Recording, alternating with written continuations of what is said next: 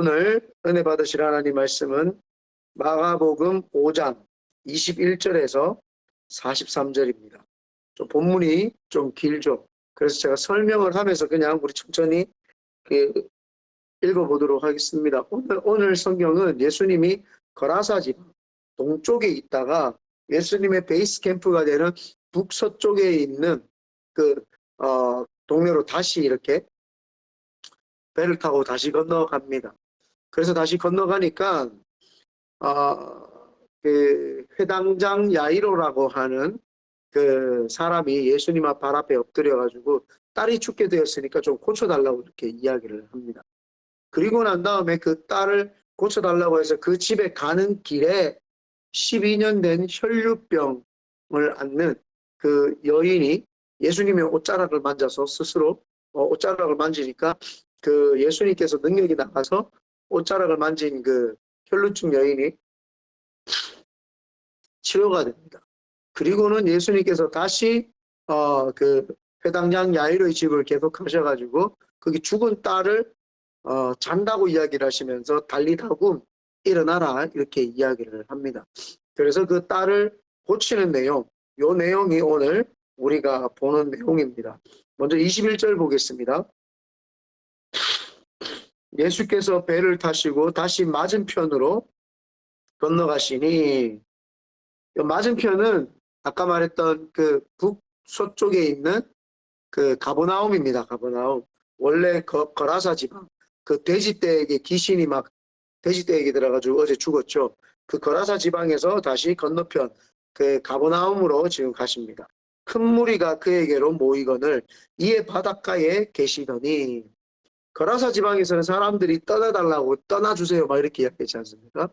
그런데 예수님께서 가버나움에 가시니까 얼마나 인기가 많았는지 사람들이 또 구름대처럼 몰려옵니다. 그래서 예수님이 또 사람들을 가르치시고 기적을 행하시기 위해서 바닷가에서 이제 사람들 모아놓고 말씀을 증가하고 있습니다. 22절입니다.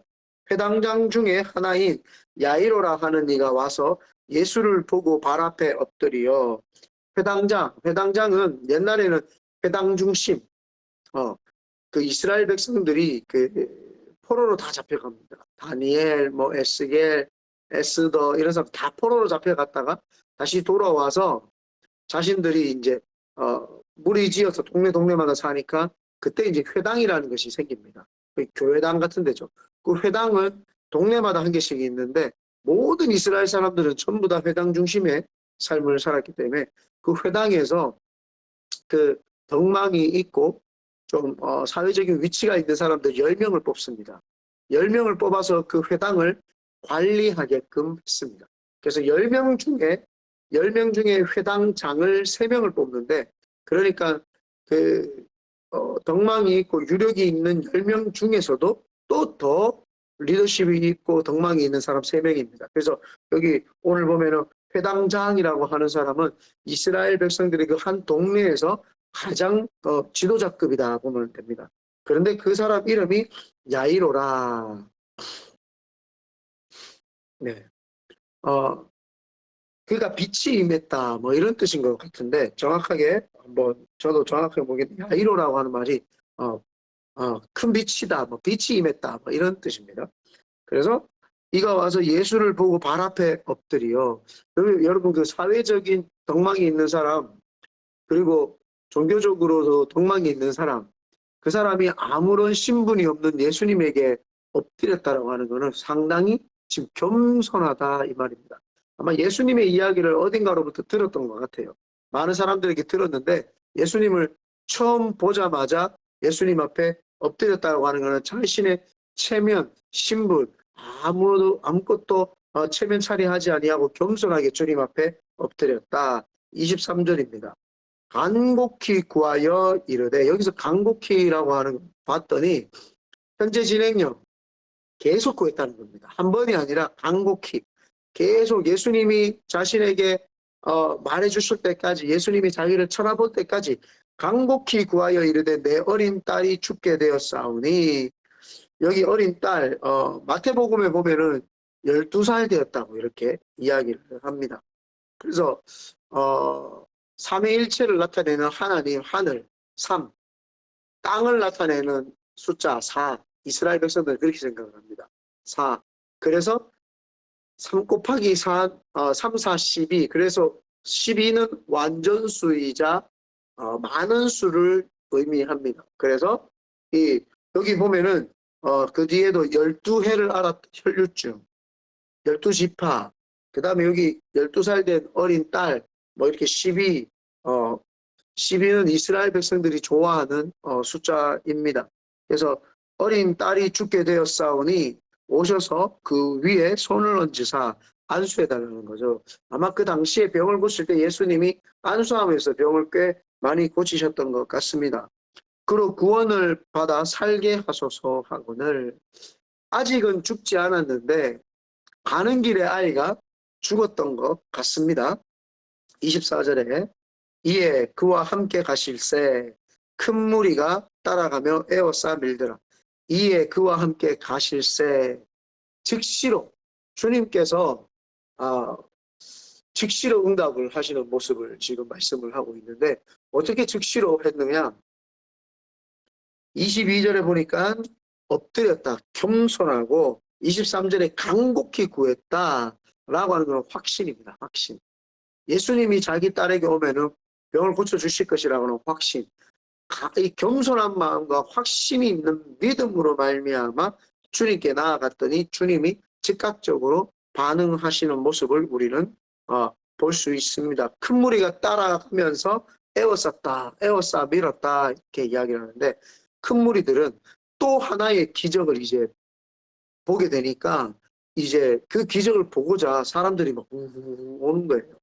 왜냐하면은 자신들이 생각할 때에 이 고을에서, 이 마을에서 가장 유력한 자, 이장이자 동장이자 반장이자 이 고을에서 가장 유명한 그 유지인데 그 유지가 예수님께 엎드렸으니 사람들이 웅성웅성 될 거 아니에요. 야, 이제 또 기적이 하나 일어나는가 보다. 이제 기적이 일어나니까 우리 한번 따라가서 한번 보자.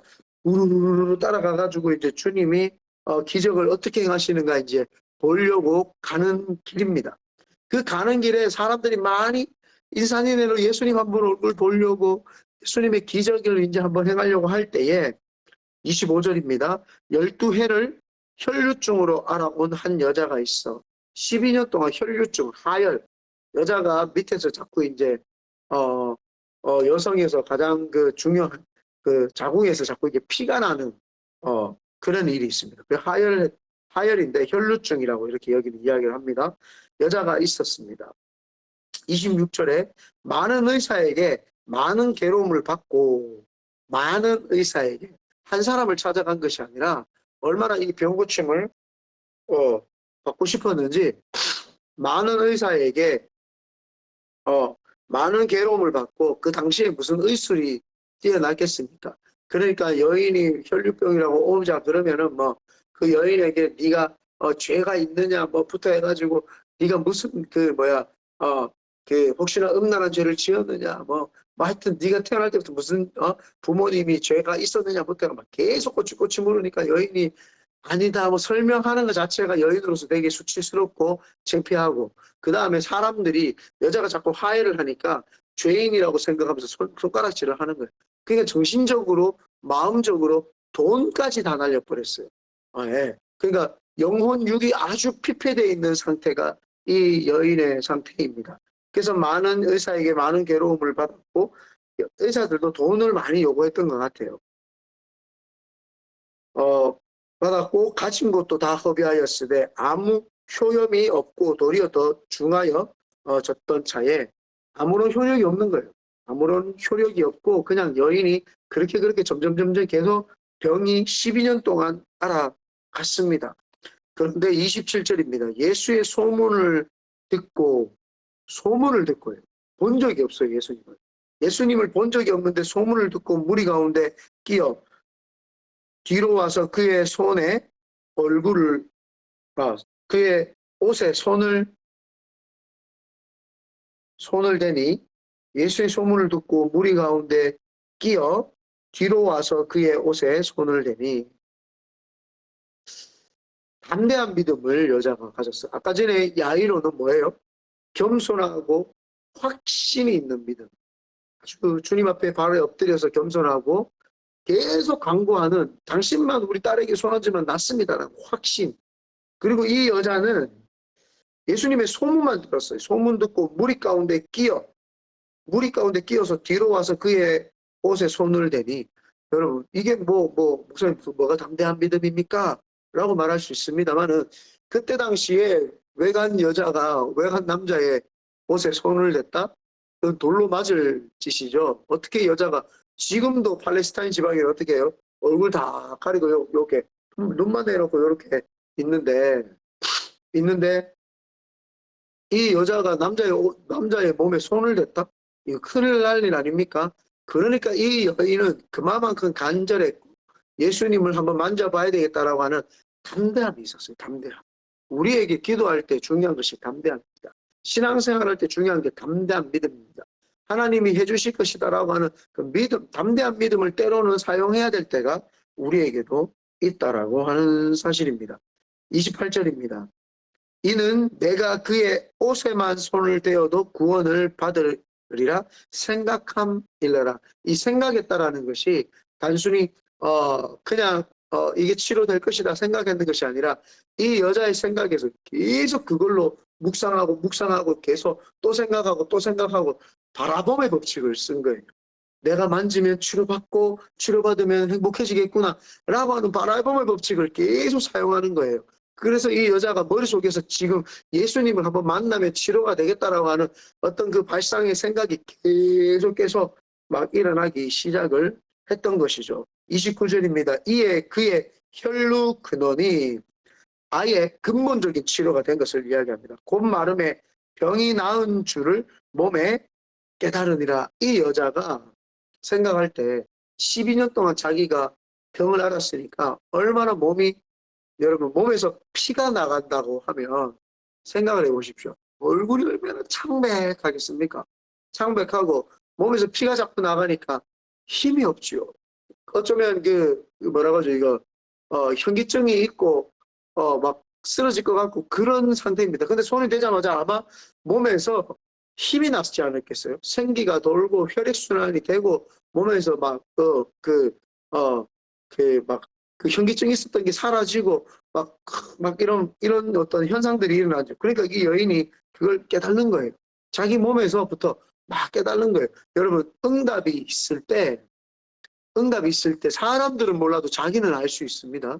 어떤 응답이 오면 그걸 각자 개인에게 다 다른데 어떤 사람이 몸이 막 부두두두 떨리기도 하고 어떤 사람은 가슴 속에서 막 뜨거운 그 확신이 막 일어나기도 하고 어떤 사람은 막 가슴이 막 쿵덕쿵덕 뛰기도 하고 막 믿어지는 역사가 있죠. 그래서 몸에서부터 다 반응하는 것도 우리는 알 수 있습니다.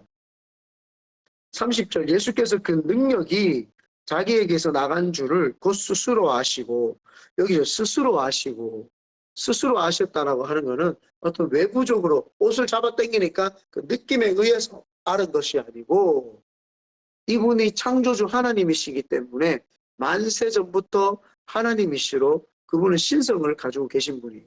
신성을 가지고 계신 분이니까 누가 이야기해줘서 느낌으로 아시는 것이 아니라 속에서부터 그 완전하신 신성이 그 모든 것을 알고 있었다라고 하는 사실입니다. 스스로 아시고 무리 가운데 돌이켜 말씀하시되 누가 내 옷에 손을 대었느냐. 여러분 외간 여자가 외간 남자에게 손을 대었는데 그 여인을 찾으려고 누가 내 손에 손을 대어서 라고 이야기를 하면 이거 여자가 사람들에게서 예수님을 만졌다라는 게 들통나잖아요. 여자가 이렇게 책망을 받게 되잖아요. 어떻게 감히 네가 여자가 남자의 손에. 근데 예수님께서는 그것을 여자가 남자의 손에 손을 댔지만 자기가 치료받았잖아요.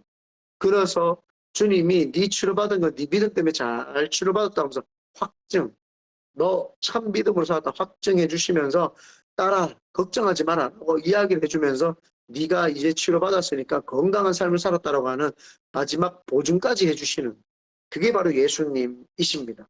그래서 누가 내 옷에 손을 대었느냐 하시고 뒤를 돌아보고 하니까 항상 제자들이 믿음이 없는 것 같아요. 네, 항상 제자들 예수님 옆에서 이 사람들이 치료가 일어나고 막 귀신이 떠나가고 하니까 마음이 떠가지고 마음이 붕 뜬 거예요. 붕 떠가지고 자신들도 영혼 사랑하는 마음에 좀 이렇게 늘 이렇게 생각을 해야 되는데 주님 따라다니니까 자기들이 우쭐한 거예요. 사람들이 주님을 보러 오고 그러니까 많은 사람들이 제자들에게 청탁도 하고 좀 부탁도 하지 않았겠어요? 베드로야, 예수님 한 번 만나봅시다. 야고보야, 요한, 우리 예수님 한 번만 만나보자. 돈 같은 거 주면서 한 번만 예수님 신방 와달라고 해주세요. 뭐 이런 청탁들 받으니까 얼마나 우쭐하고 사람들이 그랬겠습니까? 교만한 거죠. 교만한 거죠. 여기 보면은 예수께서 31절입니다. 제자들이 여짜오되 예수님이 누가 내 손에 손을 대었느냐 하니까 제자들이 여짜오되 무리가 에워싸 미는 것을 보시며 누가 내게 손을 대었냐 물으시나이까. 짜증난 거예요. 내가 원어로 찾아보니까 이들이 좀 불평불만이 있었던 것 같아요.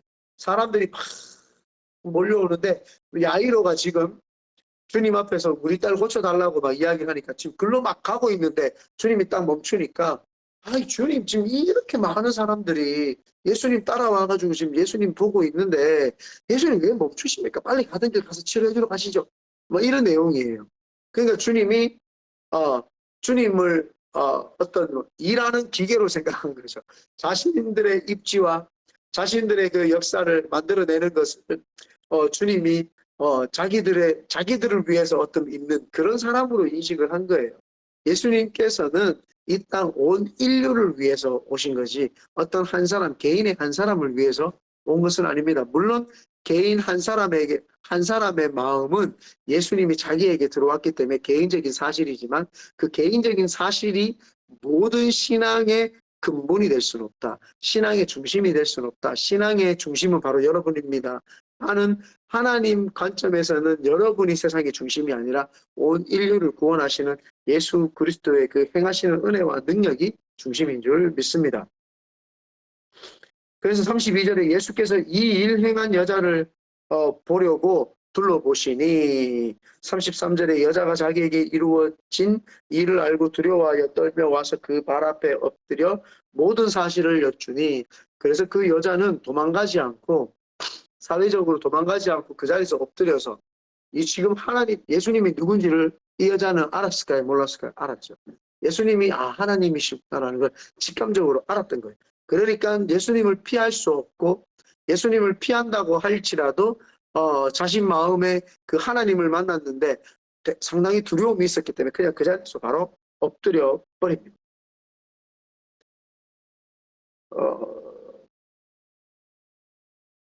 34절에 예수께서 이르시되 따라라고 하는 거는 되게 친근한 표현입니다. 친근한 표현. 따라, 네 믿음이 너를 구원하였으니 평안히 가라.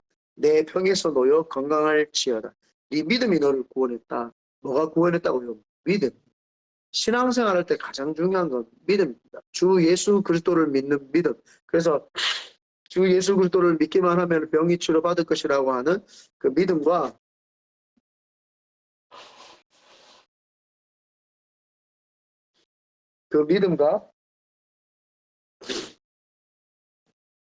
구원받을 것이라고 하는 믿음과 그 구원과 함께 내 영혼 육이 다 치료받을 것이다라고 하는 그 믿음이 있을 때에 사람들이 치료가 임하죠. 그래서 이 주님께서 그 여인에게 내가 네를 치료했다 이렇게 말하는 건 네 믿음이 네를 구원하는 예수 그리스도를 잘만 믿기만 믿어도 우리가 얼마나 평안한 삶을 사는지 모릅니다. 그래서 뒤에 평안히 가라. 평안히 가라. 우리 평안히 잠깐 배웠었죠. 평안의 옷을 입고 평안의 삶을 누려라. 이 말입니다. 평안을 누려라. 네 병에서 놓여 건강할지어다. 주님이 마지막으로 확정 지어주시는 것. 책망하시려고 하신 것이 아니라 확정. 네가 건강해졌으니까 이제 옛삶으로 아주 깨끗한 삶으로 돌아가라. 이 말입니다. 35절. 아직 예수께서 말씀하실 때에 회당장의 집에서 이제 혈루증 여인 건은 끝났습니다. 회당장의 집에서 사람들이 와서 회당장에게 이르되 당신의 딸이 죽었나이다. 어찌하여 선생을 더 괴롭게 하나이까. 어떤 면에서는 그 혈루증 여인이 중간에 낀 것은 예수님이 죽은 사람을 살리는 것까지 보여주시려고 일부러 살아있을 때 가지 않고 죽은 다음에 이제 아마 가시려는 것 같아요. 그래서 예수님께서 아직 그 여인하고 대화하고 있을 때 벌써 회당장의 집에서 하인들이 달려와가지고 주인님, 주인님, 당신 딸이 죽었으니까 이제 예수님 더 괴롭히지 마십시오. 이제 막 이렇게 이야기를 합니다. 선생을 더 괴롭게 하나이까 36절 예수께서 그 하는 말을 곁에서 들으시고 회당장에게 이르시되 두려워하지 말고 믿기만 하라. 아까 전에 뭐예요? 담대한 믿음을 가졌었죠.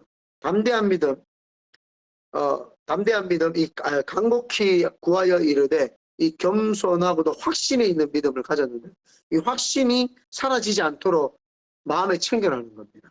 여러분, 여러분이 확신에 차 있다가 갑자기 문제를 다시 바라보면 낙심돼요. 그 낙심하지 말라는 게. 확신이 한번 있었으면 그 확신 가지고 계속 밀고 나가라는 거죠. 베드로가 주님이 물 위로 걸으라고 했을 때 확신에 차가지고 물 위를 걸었고 있다가 다시 바람 불고 파도를 보는 순간 두려움이 와가지고 확 물에 빠지거든요. 확신이 들었는 거 그거 잃어버리지 않도록 마음에 지켜야 되죠. 근데 그 지키는 건 뭐예요? 기도밖에 없습니다. 기도를 깊이 하고 마음의 확신을 지켜내야 될 줄 믿습니다. 두려워하지 말고 믿기만 하라. 믿기만 하라. 베드로와 야고보의 형제 요한 외에 아무도 따라옴을 허락하지 아니하시고 예수님께서 제자 3명 베드로, 야고보, 요한 수제자 3명만 데리고 이제 가십니다. 38절에 회당장의 집에 함께 가사 떠드는 것과 사람들이 울며 심히 통곡하는 것을 보시고 아이가 죽었으니까 아이가 죽었다 사람들이 웅성웅성 아니 아이가 죽었는데 이 아빠는 도대체 어디 간 거야? 딸을 보지도 않고 딸 마지막으로 말하는 그 유언하는 장면도 봐야 되는데 그 아빠가 말이야 아무리 회당장이지만 말이야 미신적인 그 예수나 따로 다니고 하면서 막 사람들이 웅성웅성하고 또 한켠에서는 여인들이 아이고 그 회당장 야이로의 그 와이프에게 이야기를 합니다. 아이고 딸이 죽었으니까 막 위로해 준다시고 어떡하노 딸이 죽었는데 어떡하냐고 막 위로해주고 한쪽에는 울고 한쪽에는 비난하고 막 웅성웅성 막 난리도 시장통같이 그런 막 있습니다. 그때에 39절입니다. 들어가서 그들에게 이르시되 너희가 어찌하여 떠들며 우느냐 이 아이가 죽은 것이 아니라 잔다. 주님이 사람들을 치료하거나 죽은 사람을 살릴 때에 잔다라고 하는 표현을 꽤 많이 씁니다. 이 잔다라고 하는 표현.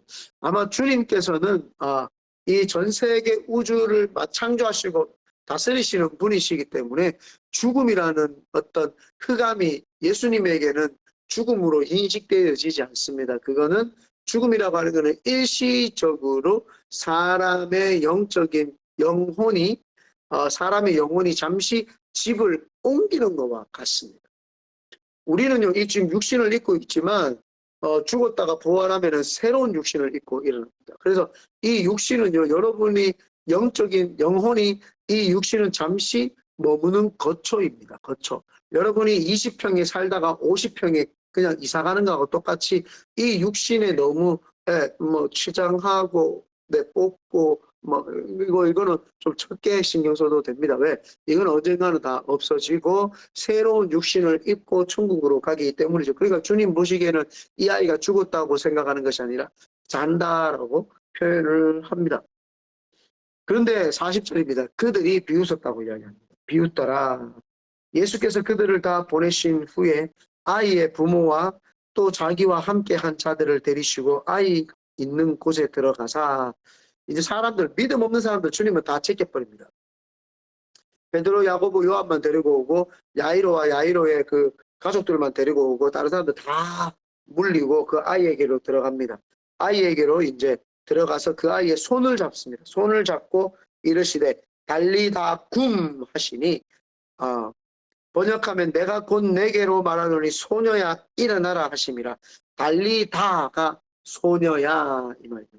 굼이 일어나다. 달리다 굼 소녀야 일어나라 이렇게 이야기합니다. 여러분 오늘 설교 들으시는 우리 성도님들과 저의 마음속에 주님이 이야기합니다.